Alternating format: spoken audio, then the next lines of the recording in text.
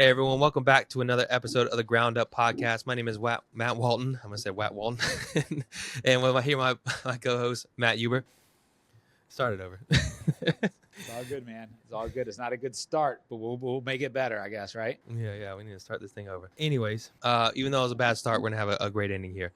So we have a great guest today, guys. Someone who's a big part of our community in astro flipping. Someone we've seen grown very consistently over the last year, I would say.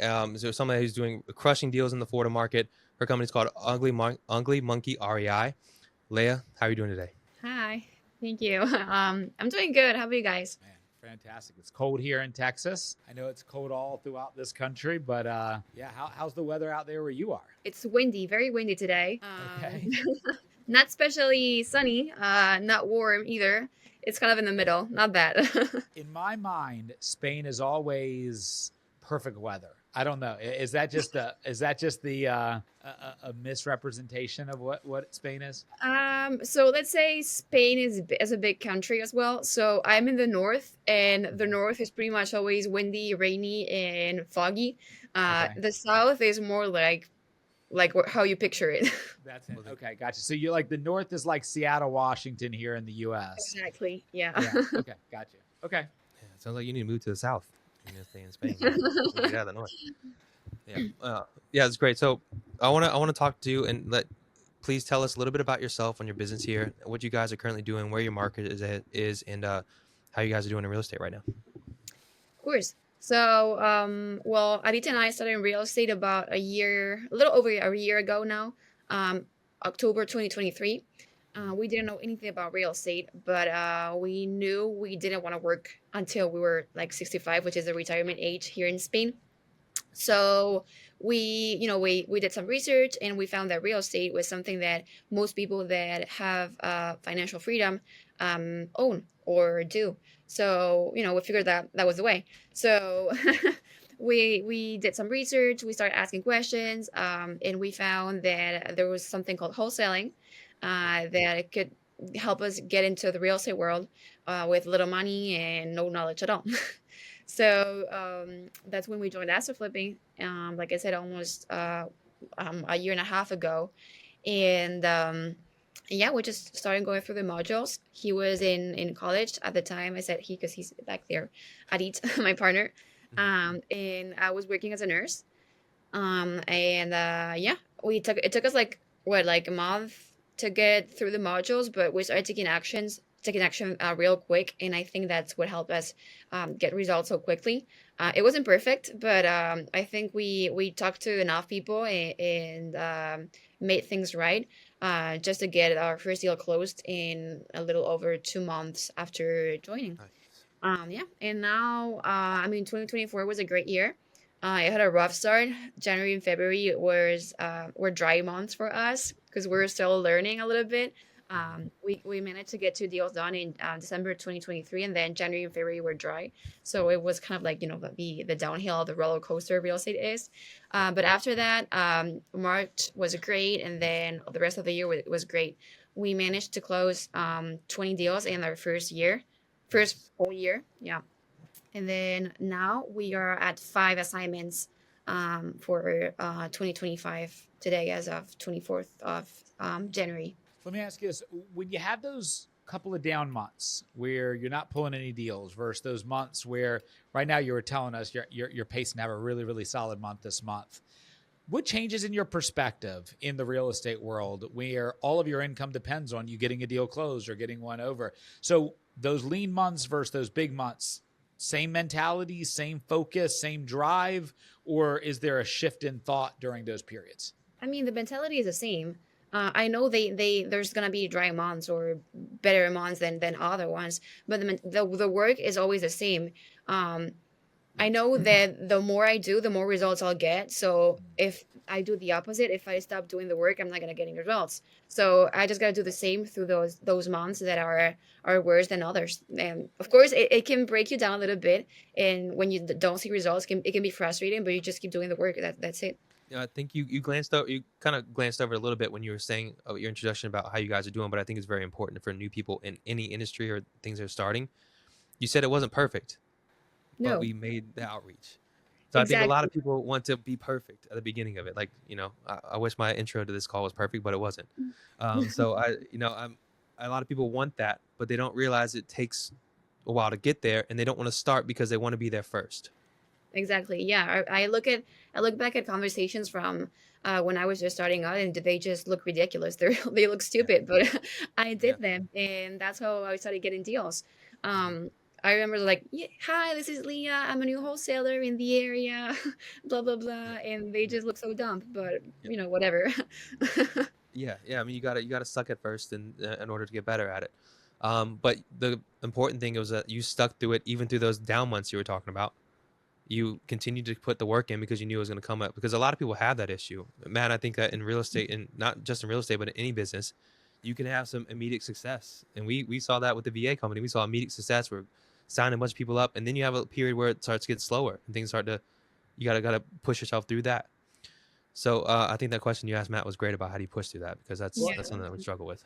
as I think about it, and Leah, the reason I asked this question, I mean, I run a sales organization both within this company that Matt and I have together, plus outside of this, I'm in a couple variety of places. And one of the foundational ways I've always taught sales for over 15 years, which is success in any type of business, either comes down to your pitch, your pace, and your attitude. And kind of how I correlate that to the real estate side is the attitude side is the overall confidence, the energy, the motivation, right? It's easy to go make a full day of calls or activity when you just closed a deal, right? Because you've got that high spirit, that great attitude, that great mindset. But when you've done it for days over days, weeks over weeks, even months over months, and we've got clients that have done that for months and nothing that's resulted. It's tough to maintain that motivation. So, knowing that as long as I'm saying the right things and I'm working as hard as I can work and I'm focusing on the bigger picture, that goal of I don't want to wait until that retirement age to be able to retire. I want to be able to create that freedom. And if you keep that in your mind every day, then the goals become far easier. The work becomes much easier to digest as well. And you can get through those tough days, not just when you have success, but also, like I said, more importantly, I think when you have the bad days. Absolutely, yeah. And I think something that helps you get through those hard days or hard months is having a community. Whether it's, I have my partner at Eat, which happens to be my boyfriend as well. Your boyfriend But or fiance? I thought you got. fiance now, There you fiance. go. Yeah. Yeah, We'll edit that out. We'll Yeah. change it for you. Yeah. yeah, I know fiance. he's right there. I Yeah. see him in the background. I see him. Yeah. Yeah, he's right there. But whether you have, your significant other or maybe a family member that supports you in your journey, or whether you're in a community like Astro Flipping, I think that's also important to have, someone that encourages you and tell you that you're doing the right thing and everything to keep you going through those hard days. That's very important for me. Absolutely. So what is your strategy here that you use to find deals? So right now we're doing agent outreach. We started doing MLS outreach at first, but since he was at school and I was working full time as a nurse, it was a little bit hard to, have enough time to sit down, look through Zillow or Realtor.com, whatever we're using, find the properties, call the agents. They had to pick up at the first time, of course. Most of them don't. Um, or then afterwards follow up with them, run numbers at that time. So it was just like it wasn't suitable for our schedule. So we switched a little bit, and instead of doing MLS outreach, we started doing agent outreach, and that's what we've been doing since January 2024.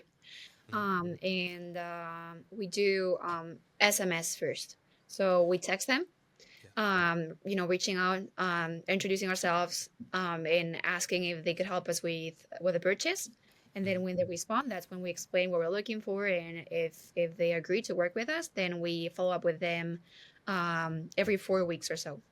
So you guys are full time now. Yeah. So when you first started, you weren't, though, right? You were No. working before. Okay, so tell us how you made being an entrepreneur at the same time you're working full time jobs. I think people struggle with that. How did you make that work? So I definitely think that getting a CRM was key to make it work. Okay. Just to keep things organized and having automations that would free up my time Okay. was just crucial. It was like so basic. before I had a CRM, it was just, everything manual. We didn't follow up, which was Yep. why we were not getting deals, of Yep. course. Um, so yeah, I've got Go High Level right now, and I have all my automations built up, so I don't have to manually follow up. If I don't want to, like, let's say I have, they tell me, well, follow up with me tomorrow because I will be able to tell you something more. That's when I follow up manually. But otherwise, it's just in autopilot. Okay. The CRM for sure. Gotcha.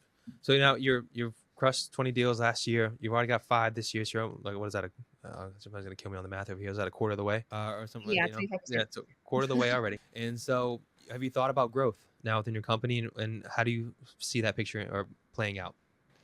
So I don't want to necessarily build a big wholesaling business. I mean, I do want to scale it to a point, but my long-term goal is more building a portfolio that that makes me be able to live the life I want. So wholesaling right now is for active income, so I can get the cash and start buying. This year I'm gonna be buying as well in Orlando. The goal for this year is 2 flips and 2 burrs. So, flips for active income as well.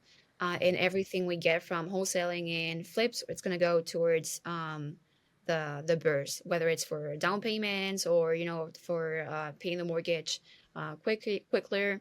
But yeah, it's not going to be, you're not going to see me scaling a big wholesaling company. Okay. And to help Matt with this, what is a burr? A burr is how do you call it? A strategy that is basically buy, rehab, rent, refinance, and repeat. So you basically you would look at numbers very similarly as you were as if you were looking at a flip, but you basically don't have to take into account commissions when you list it because you're not listing it again. You're just renting it. So margin is a little bit bigger for burrs. Well, I guess it depends in whether you want to leave money in the deal or if you're fine with, or the other way around, if you want to leave money in the deal or not. If you want to do a perfect burr, it would basically be you're putting some money down, but then when you refinance, you get it back, and you basically can reuse that money for the next one. And the idea is that tenants cover for the mortgage, and it still leaves you a little cash flow at the end of the month. Right. So the more, the faster you pay the mortgage, the quicker you're gonna be able to get the full amount of the rent as cash flow. So let's say the average rent in Orlando is like 2,500, more or less. When I buy the property, I'm gonna buy it for, let's say, $100,000, and it's gonna be worth 300. So I have that spread there. So after putting like another 100,000 in work, I'm gonna have 100,000 in equity basically. Mhm. I can refinance that after finding a tenant, get my money back, and let's say monthly payments are 2,100 and tenants are paying 2,500. So there's $400 in there that a part of that I'm going to save for, for capital expenses and everything that I have to save in case something happens. And then another part of it I'm going to keep for myself. So you're not getting much. So you're not going to be able to be financially free at first. The idea is to be able to pay that property fast with active income from wholesaling and flipping so that you can get the full $2,500 for yourself and don't have to pay the bank for it. Right. Does it make sense? I don't think Yeah, no, I it makes explained total myself sense. very well. Yeah, I actually did. As a guy who knows nothing about this, I followed every part of that. So that's Okay. So yeah, so in an that's ideal world, you are, tell me if I'm wrong, you are giving up a little bit of the cash flow today to be able to have additional equity in the deal to where then you can use that additional equity to buy additional properties to establish a larger portfolio so that in 10 years from now, assuming you paid off a lot of these mortgages, you now have 100% of the cash flow to where you can now replace any income you have down the road, right? exactly. Yes. Ah, look at me. Got it. So no, I'm not going to, I sent Matt a video the other day of a well-known influencer in the real estate world. I want to see if you can explain this one to me because Matt couldn't explain it to me. So the guy says If you've got a 15-year-old and if you're a 15-year-old and you get $300 of allowance a month, you should get a property that pays you $30 a month for that $300 allowance a month. How does that work? How can I get a property for $300 allowance that will then pay me $30 a month, but I also have a property at the age of 15? Can you explain that one to me? So I guess you don't need any money to buy properties at all. It just depends on who you find to fund the property. So the $300 is just a random number, in my opinion. I mean, at 15 years old, you do have to have good connections, or your dad needs to have good connections, of course. This person's dad does have good connections. Okay, so I don't think he's gonna have any issues. I was just actually talking to someone in Astro. He's a hard money lender, and he was offering 100% financing and 100% for the purchase price and the rehab costs. So you don't have to put any money down there. Or if you did, you can still find private money lenders that would give you, the gap lending for the down payment. So you could purchase a house with no money down. And if you plan on keeping it when you're refinancing, if you did numbers right, you don't have to leave any money there. So you would still be able to pay the lenders that lent you the money. So let me ask you this question. And this goes back to the original kind of explanation you gave us around your strategy and your plan. What I heard you say is a lot of that I completely understand from a long-term investment perspective and creating long-term financial flexibility. But you also said that you and your fiance do this full time. So what I didn't hear, which was how do you supplement the income now that you're doing this full time to actually be able to make a living for yourself when you're putting out most of the day-to-day profits into future expenses? How do you make enough money to survive under that landscape? Or are there a couple different strategies where some of the strategies are cash flow and the other ones are building the portfolio? Explain that to me. Do you mean like right now, or when? Yeah, as in if you don't have income coming in from a 9 to 5, right? And it sounded like you're saying, hey, on that same exact scenario, I buy a house for $300,000. I buy it for $100,000. I rehab it. I've got $100,000 in equity. My mortgage on that $2,200. The person pays $2,500. I make $300. I'm keeping that. A little bit is cash flow, but a little bit of that is a reserve in case of repairs or expenses. How do you cover income cash flow if most of your value is being placed in reserving the equity and keeping that equity to find additional properties? Is it that you have some that you use in a portfolio aspect and some that you're actually doing wholesale flipping, and that wholesale flipping expense is your income? Yeah, so I think if I understood right, the answer would be that wholesaling and flipping is where we get the money to live off of, and also pay for the properties that we're going to keep. I don't know if that was the answer that you were looking for. Yeah, I mean, Matt, is that the question I'm asking? I think you get what I'm asking, right? Yeah, that's what you were asking. Yeah, and that's what. Yeah, so you kind of alluded to that a little bit about it, and so that's one of the big reasons why we wholesale, right? Is Brent Daniels told me this at a mastermind that I was with, and he was like, start with wholesaling and build yourself a cash flow machine. So this is your cash flow. Like you get $30,000. If you can get $40,000 a month, you have now money to play with. And if your flip goes wrong, because that happens in flips, like things go wrong and you could lose money, like you're not just done. You have money coming in. And my thought process on wholesaling was, let's build this business. Not only does it help us understand how to find properties and acquire, which I think is one of the biggest struggles with real estate investors, finding good properties and taking them down, creating a business where it creates cash flow for me to use on other areas of real estate. And also just to have properties come in that I can pick and choose from. I'm like, I like this property. I'm taking it for myself. Wholesale the rest of them. You know, I think that you're kind of thinking the same thing.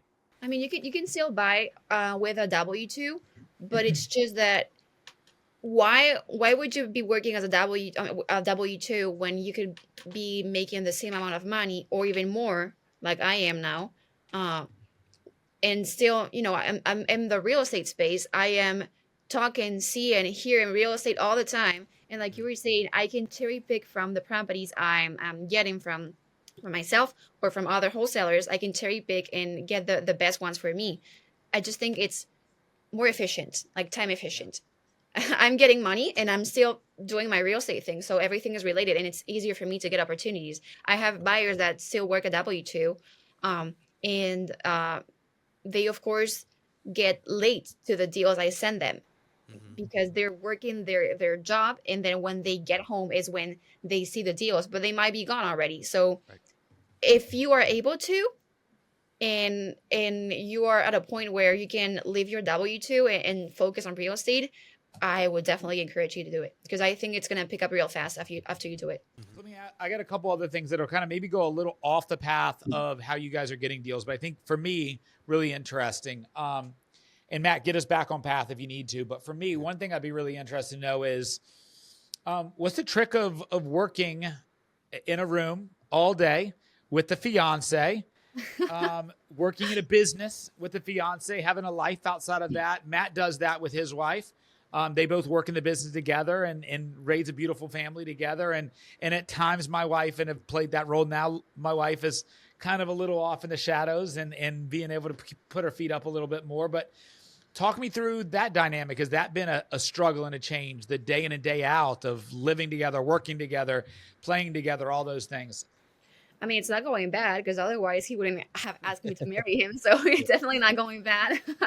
But I mean, it is kind of a struggle sometimes, just because we are two people with very strong personalities, and we like to be right all the time, both of us, and I admit that. I don't like to be wrong.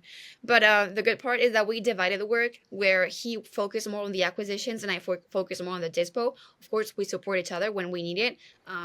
Mostly I help him with acquisitions, which is the where we have the biggest load of work. But I think that dividing the work and each one making sure that we know what we're supposed to do is very important. And just communication, very clear communication. We sometimes may get in arguments, but if we set clear expectations of what we want or what we expect, I think it's always easier to understand how the other one is feeling. All right, so now Do we you need ever you to find leave the it? room and let's ask him.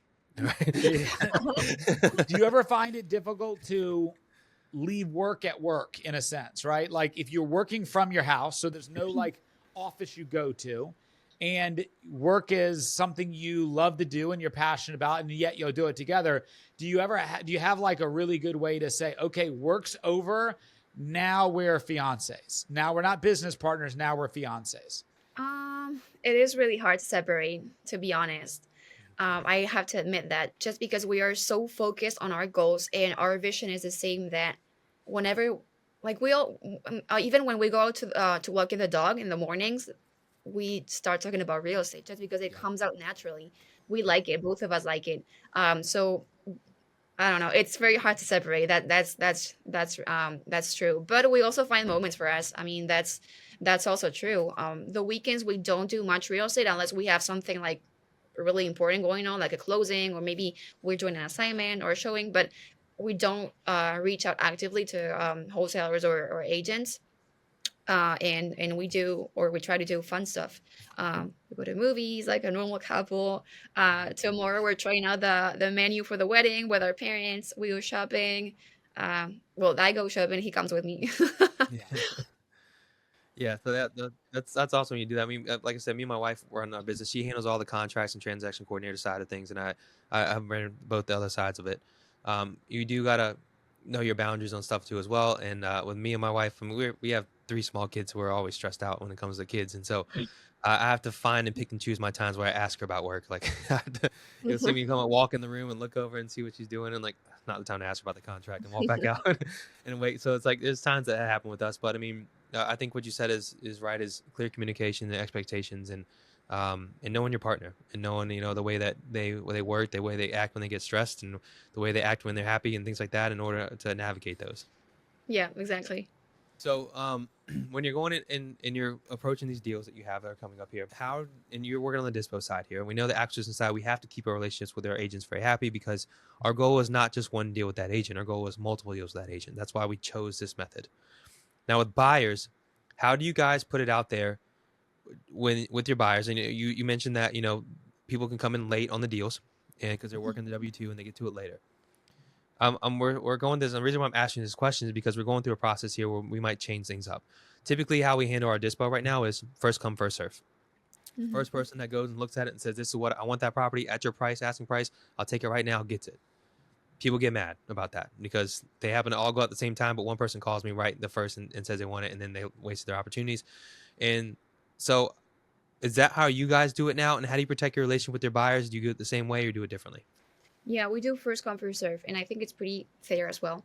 Okay. Um, we've had situations where we had maybe a showing schedule, and someone calls and says he wants it sight unseen. Yeah.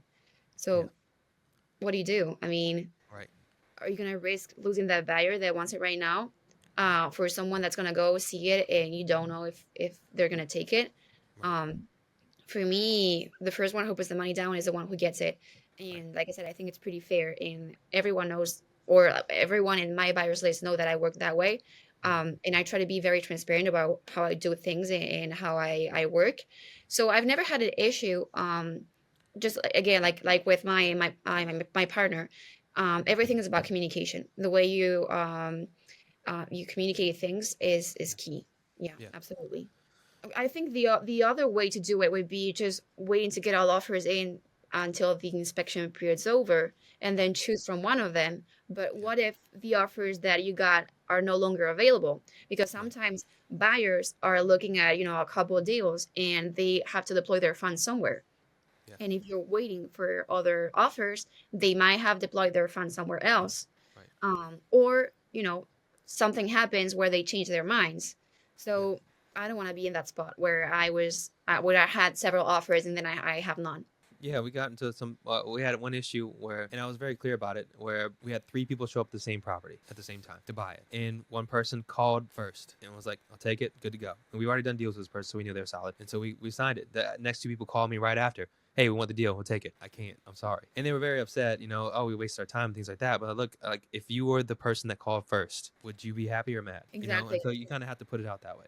And they knew there was someone else walking the property that day because they Yeah. were there at the same time. So it's not like they didn't know. Yeah, right now we have a property where I think we're gonna have the same situation because we put it out last night and we have 3 or 4 people going to see it today, and I'm hoping we don't run into the same thing. So the reason why I'm asking the question is because we thought like, all right, do we just say like put your highest and best by this time? I'm not gonna wait to the end of the inspection period. I'm gonna give them like a day or two, and so I'm gonna take the best one. But you can run into issues where I don't ever want them to feel like I took their offer and they're like, we offered 100,000. Then I go to another person like, hey, this person offered 100,000. Can you beat this? Like, I never want to do that to somebody because that would piss me off, Yeah. And so I don't know. So you never thought about changing I that mean, up? I've done that. Okay, you I've have. done that honestly, just because I want to be transparent. And well, I've never lied. I've never lied like saying someone offered me this when they didn't. If someone offers me the same number and I don't have a preference and they offered basically at the same time, and it's not like send me the contract, I want it. They just give Yeah, you the number. I'm gonna be telling him, well, I got the same offer. Is there something you can do? If they say no, well, then I'll have to choose. It's never happened to me. They always come up a little bit, yeah, but I'm transparent. I'm never gonna lie. If I don't have another offer, and I'm gonna say I have it, but if I do, I'll have to say it. So transparency in business, then let's just talk about that. And then we'll talk about relationship building because I think that translates to any type of business here. Is there certain things you do to keep relationships, to build relationships, and grow them as you continue to grow your business? Um, I think so. I think naturally, at the end of the day, um, let's say, for example, a buyer calls me about a deal I sent and they ask me a question I don't know the answer for. I'm going to tell them, I don't know. I can do my best to find out, but I'm not going to give you an answer that I'm not sure of or that I'm making up just to make you feel like I know what I'm talking about. Hmm. And I think people value that. What else? Um, Mm, mm, mm. I always appreciate feedback, and I Yeah. always say it whenever I send out a deal and someone gives me their feedback. I always Hmm. appreciate it, whether it's for good or for bad. And Right. I think that that helps build a strong relationship as well, where buyers can feel comfortable and confident on giving me what they're thinking or letting me know what they're thinking on every deal I send. I think that's also important. Right. And on the other side, for wholesalers, I always try to respond to every single deal they sent me. Mhm. It's hard sometimes because there's a lot of them, and I might miss something. So if I do, I apologize right here if Mhm. someone hears me. Yeah. But I do try to respond to everyone that reaches out to me whether it's for a buy price or if they have a deal they're trying to find a buyer for, or if they have any type of question. I always try to respond. I think that gives a sense of trust as well. Right. And then for agents, same thing. I think communication is the most important thing in real estate in all aspects. I think that's what gives you the comfortability and the trust that you need. I should be available at all times for a conversation. Any questions they have, I try to answer. If I don't have the answer, I'll do my best to find out, and if I can't, I'll let them know. I just try to be very honest about what I know and what I don't, what I do, what I don't. Yeah. And yeah. Right. Yeah. So communication is absolutely the key, and it's the reason why I asked the question too is we just did a podcast with a guy that's going to release next week named Zivko, and he talked about what he did for us, and I think it's really cool. Is he'll send us like referrals with no we haven't signed up with him, we don't pay him for his business right now, but he sends us people our way that could use our services without any ask with it, without any agenda or anything like that. And for us as wholesalers and people in business in general, like if we can do that to help people out, and we focus on how we can help people out, it will come back our way. Like we've closed 5 deals this month, but we've got paid on 3 of them. 2 of them we did for free because we wanted to make sure that the number was the number where it had to work out for the seller at this number and the agent and for the buyer, and we just couldn't fit in it. So we're like, you know what, we'll step ourselves out of this one and help you guys out. I had a situation like that just last night, but it was a non-assignable contract, and the agent and seller, she was both the agent and the seller. She didn't want to make it assignable or have an addendum for to change the name of the buyer. So I was like, Yeah. well, there's nothing I can do. I can help you, but you don't want to be helped. So, Right. but yeah, Sometimes you got to just do things to help people out. yeah, Awesome. absolutely. And whenever I always say this, I work in the Florida market, but if someone, is not working in the Florida market, but there's something that I can help them with, if it's comp, it's probably not gonna be me who has the best answer, but I can always try to connect them with someone in their market, and that's always that I do very often. Yeah, which goes back to community.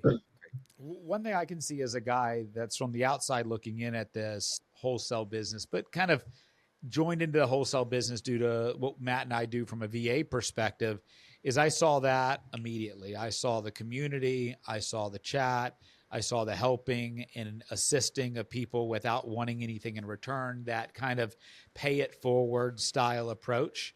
And I was really, really impressed with that. I saw people that, luckily I'm aligned with a guy who's got a great reputation on that. So then when Matt, talks about what we're doing to help out some clients around VA services, or how we're helping consult some people that are maybe newer in wholesaling, be more effective at it. It goes a long way, and people in the industry are willing to speak on his behalf and send a ton of referrals over. It's a great community as you watch it from the outside looking in, how well you guys work together in that regards. Now, let me ask you this, Lea. When you first started, I know you're a part of Astro Flipping, but who was your primary mentor? Who was the person that kind of showed you most of what it was? Was it watching a bunch of YouTube videos like I hear most people kind of get started, or was there an actual person who was there by your side showing you the things you needed to know? I mean, we did watch YouTube videos, of course, but I guess at the very beginning we talked a lot to John Mayo and Nathan Harris as well. I'm sure there's more people, but I think those two were like always a go-to whenever we had a question. Mm-hmm. Yeah, it's important to have that person that you can go to and ask these questions. There's a lot of questions that come up in real estate, Yeah. and a lot of things that you'd never have handled before, no matter Mhm. how long you did it. Yeah, Awesome. exactly. And it helped us a lot when we were just starting out, especially with comping. We had a hard time with comping.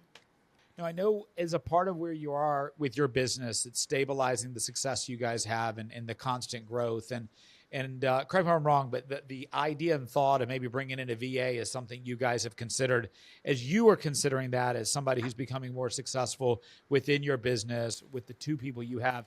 What are the thought processes somebody like you in your position go through to consider, am I ready for a VA? What should I look for in a VA?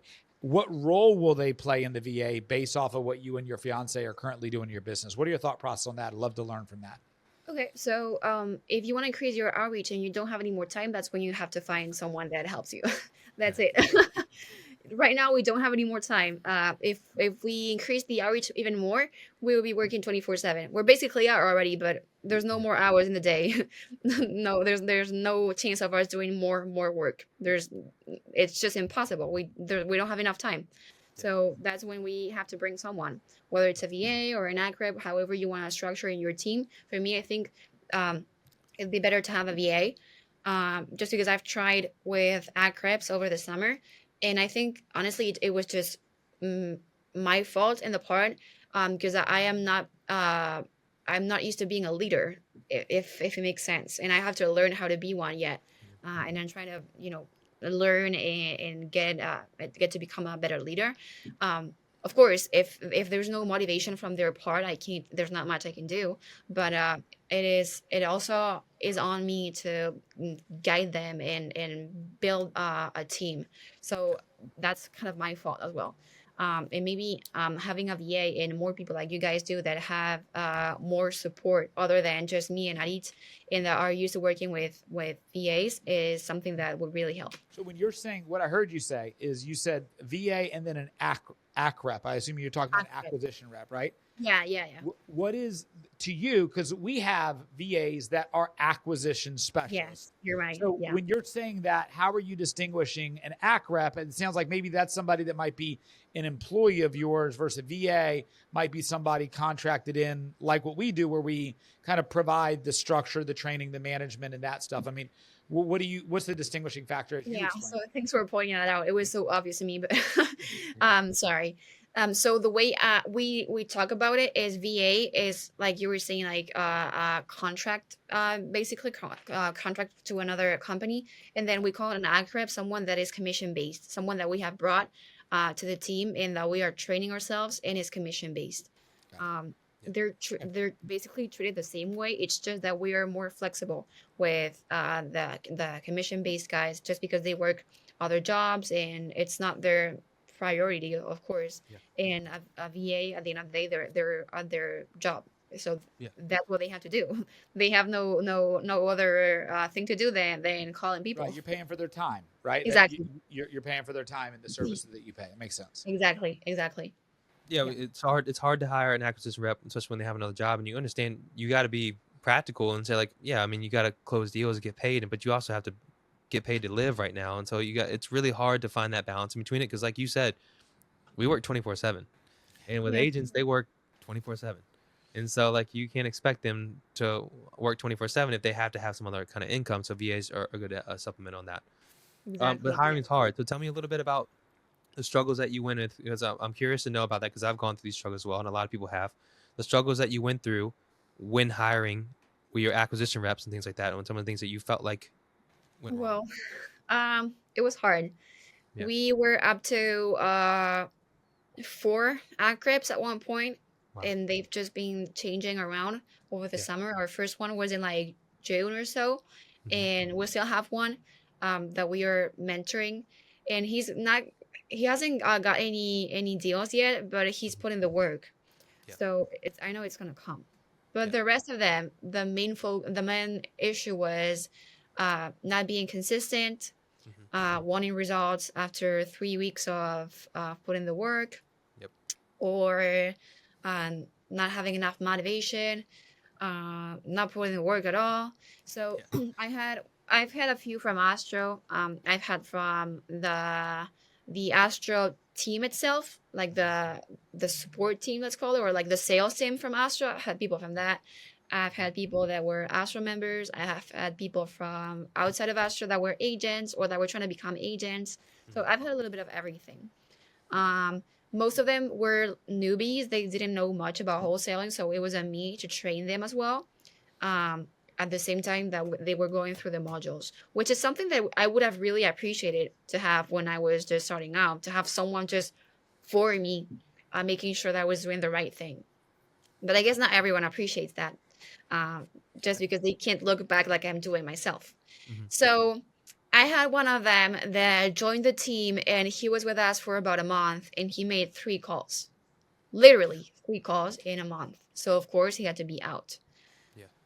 I had someone else that I thought was doing great, but we had to cancel a deal, and she got discouraged. and she quit as well. So what am I gonna say? What am I gonna say? I mean, I was encouraging her to, keep going because she was doing the right thing. She was great on the phones. Um, and I thought she was doing a great job, but she got discouraged. And she said she got another job. She needed the money, so it was definitely not a priority for her. Then we had someone else. She was a doctor here in Spain, and I guess she felt frustrated because she didn't get any deals yet. She was with us for about 2 months and a half, Hmm. and she didn't get any deals. But at the same time, she didn't listen to us. So she was the kind of person that you explain things to, and it comes from one ear and it goes out the other. So she was putting offers on properties that were ready for homestead buyer to live in, and that doesn't make any sense. That's just wasting time. Your offer it could get accepted, why not, but it's not very likely. Yeah. So if the likelihood of getting an offer accepted is already low, don't lower it even more, because you're just wasting time and money and resources and my time for me to explain you what you gotta put an offer on. Right. Yeah, So I hiring's believe hard. Hiring is very tough. hard, Yeah. very hard. And Then then I you had gotta a go through guy. training. Yeah. Then you gotta go through training, and then you do all this, and then they don't work out, and you have to train again. Yep. Again. So it was very, very frustrating. The last guy I had, and that was the last time I said, no more ACREPs. I'm done. He joined the team. I had then recorded a couple of videos for him to watch before I trained him because I was already learning what the process would look like. So I didn't want to spend my time, training them and then not seeing results. So I made a video or a couple of videos. I'm pretty sure he didn't watch them. We scheduled a meeting. um I was 15 minutes in, he had not showed up. I Mm-hmm. text him and I'm like, hey, are you gonna come in? And he's Mm-hmm. like, yeah, yeah, yeah, I'm about to join in. So I wait a little more, like another 5 or 10 minutes, and he has not joined. So I just close a meeting, and I don't text him or anything. Yeah. And Imagine I would have lost it. yeah, he texts me the next day, and he's like, "When are we meeting next?" I was like, "What do you mean?" I mean, we had a meeting yesterday, and you didn't show up. He told me that he did show up, which was incredible. Like, you're even lying to me? No, no, thank you. Like, you're out. I'm sorry, but I can't be doing this. This is a big red flag from the very beginning. I'm giving you my time, and you're doing that. You're doing this with my time. Forget about it. And that was the Right. last one. Right. Yeah, Matt doesn't play with that game either. I don't, no, obviously, I don't like it at all when people do that, but that's a very big stickler on time. Yeah, and your whole experience is kind of a big reason why our service that we offer is such a necessary need for people like you. You're busy, you're working 24/7, as you mentioned. The headache of who do I hire? How do I hire? Where do I post a job? How many interviews do I have to do? Oh, I think I found the right person. Now, how do I train them? Oh, finally they're trained. Wait, what? You're quitting? Yeah. Like that is Yeah. the standard process we've seen so many wholesalers go through. So, Yep. I mean, Matt and I, we've created a process where we at this point have over 100 people apply to work for us every single day. And we've got a whole team of recruiters that are going through the recruiting process. We have a standardized way we filter certain people, then we interview people, and then we have a pre program training program that everybody goes through the training program that is designed to filter people out in a certain way. So we know when people have gone through all of that and then we put them in front of a client. That's why we have such a great retention rate. But we make people jump through a lot of hoops before we ever would be in a position to put them in front of one of our clients. But then we provide that coaching structure, that infrastructure, that daily accountability factor to deliver and execute on the results. But yeah, the idea of going to try to find one person from a global market to be my one person I want to fit into my little business, man, the idea of that is an absolute headache. So yeah, I think that's the biggest value we offer to people exactly in that position. Yeah. We know we've all hired people, and it's a pain. Like you said, it's a pain. It Yeah. You is. just never, like, you are the best person in the world, and all of a sudden, they say grandma died and they gotta leave and they're never coming back. So Yeah. it sucks. But from there, we'll segment over to our next segment here that we do at the end of our podcast here, where we jump into kind of rapid fire questions, where we just ask you quick questions for quick responses to give as much content and as much help we can in a short amount of time. Okay. So I'll get started off here. 3 mistakes you see new wholesalers make when they get started. Don't pick a strategy and jump around from strategies. Changing markets all the time, so that's aligned with the first one, and then quitting too soon. You have to be consistent. If you quit after 1 month, you're not going to see results. Very unlikely. In the year of 2025, is your bigger focus going to be on obtaining wholesale properties or increasing your overall investment portfolio? 50-50. The goal is 200,000 net in active income. And then for the buying activity, it's going to be 2 flips and 2 burrs. What are some of the keys you see to building consistent deals in wholesale? Consistent work, of course. Putting in the work every day. That's, of course, the main thing. Sticking to your strategy, like I was saying before.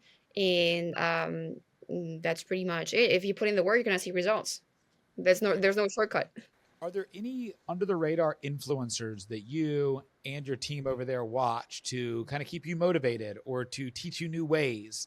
We know a lot of the big names in the wholesale world, but are there any under the radar people that you really like to watch and learn from that maybe are specific to wholesaling, but maybe are just to life or you as a person? I mean, I do like there's a real estate agent, and she of course talks about real estate, but it's more the way she puts out things to reach people that I like. Her name is Tatiana Londono, I think. She's a girl with a big curly hair. But that's one of them. Of course, I follow the big ones as well, but that's someone that I really like. And then there's a wholesaler in Seattle called Vena that I also like. She's one of Tash's Nguyen mentees, I think. Well, she's a good one as well. What are some of the keys that you, or what are some of the things you do when you're building a buyer's list and to create those relationships with your buyers to build the trust? So first of all, I get my buyers from tax records. I don't like doing Facebook. If I do, I make sure that I vet them really, really well. And then to build a trust, I just think it can't be built on the first conversation. It's gonna be when they start seeing that my deals are good deals, that I don't overprice them, or that I don't inflate the ARV, or that I stick to their buy box and I just don't scan everything. It just takes time and for them to see that I am professional. My way of communicating is clear and transparent. So just with time, do your thing, and just with time, they'll see that you're good. What are y'all's typical KPIs on acquisitions and dispositions? So we reach out to 360 agents a day right now. For the follow-up, I can't give you a number because it depends on how many people responded to. Yeah. So there's different follow-ups. There's the follow-up from the outreach. If they didn't reply, we have a bunch of follow-ups, like the day after, 2 days after, or after 5 days. Then there's the client offer follow-up. If we made an offer and it got declined, we put them in another follow-up so that we get we send them a message every 2 weeks or so to see if that's still available. And then there's the do you have anything follow-up, and that's we have about 5,000 agents in that follow-up. Yeah, around that. Around 5,000 agents in that follow-up. So I don't have a number for each day how many of them are getting a text, but because it just depends on when they were added. But basically 5,000 agents on follow-up. And then other KPIs. Well, for this year we have 9 offers accepted, and we have assigned 5 deals. And I try to reach out to 50 buyers a day. It may be slower on days where the acquisition requires most of our time, but that's my goal: 50 new buyers a day, or 50 new conversations with buyers. How many offers you say you put out a day? It depends, but always more than 7. The average is about 7. Because we can't control how many deals we get that are worth putting an offer. So we are mostly focused on how many people we talk to, and then if they have a deal, great, then we'll put an offer. All right, I'm breaking a rapid fire question here to say one thing. The fact that you have that process down of follow-ups on the properties and things like that is so important. Like Matt said, we do a lot of coaching for people who sign up for VAs with us, especially if they're newer. And they'll like, I'm looking at the stuff and I'm like, all right, they're not having any success. What's going on? And then I pull up I get on a call with them and I pull up their CRM, and I'm like, why do you have no opportunities added into your CRM? Like, oh, we haven't put anything in there. We're just working on them. How are you following up with them? We're not. And so I'm like, yeah, so you can do this all day long, but you're not going to have success because No. you're not following up.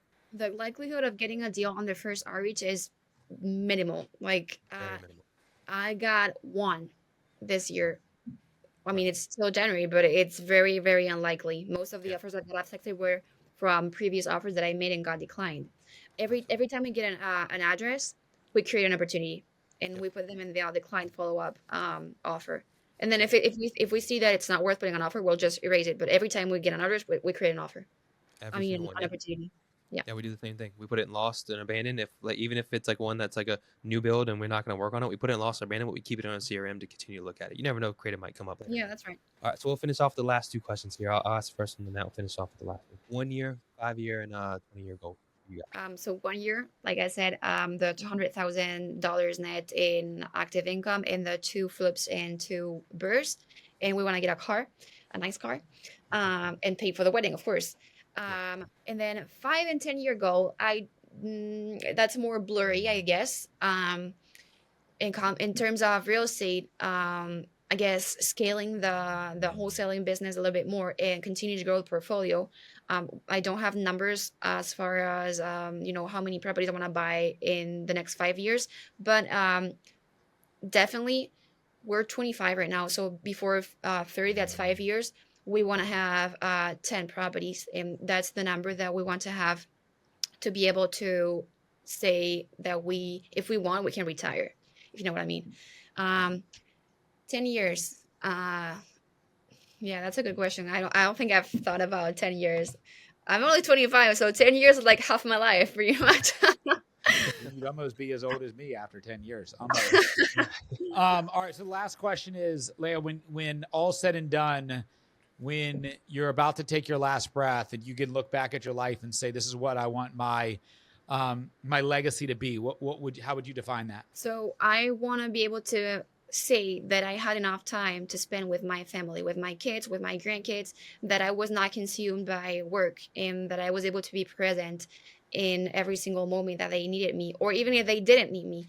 I want to be able to take my kids to school, come pick them up, take them to soccer practice, take them to a dance, be at their birthday parties, and not having to be in the hospital working as a nurse. And same with my grandkids. If my kids have kids, I want to be able to help them out when they need a grandma to take care of the kids. And I want to be able to go on vacation. I want to feel like I enjoyed my life on Earth, and that I squeezed it until the very end. All right, Adi, you got some work to do. You hear that? We're getting some deals closed.